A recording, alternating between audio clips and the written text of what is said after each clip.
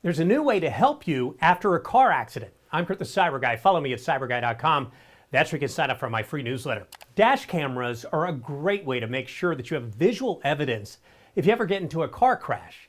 And Nextbase has announced its release of their own artificially intelligent dash cam called IQ. The IQ monitors the vehicle at all times, detecting a break-in attempt, driving incidents, and more. According to Nextbase, insurance companies in America are looking for data to determine fault, which is why the camera is designed to collect data from 20 minutes before the accident to 20 minutes after.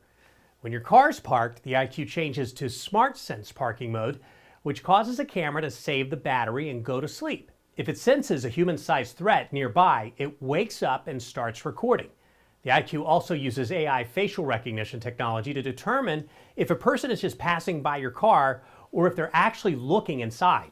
On the safety side of things, if you're in an accident and appear unresponsive, the IQ will activate emergency SOS mode and send your location to emergency services. The price starts at $500 for the 1080p, and without a mobile plan starts out at about $100 a year for cloud storage. Get my newsletter by clicking that little red button. There it is at cyberguy.com.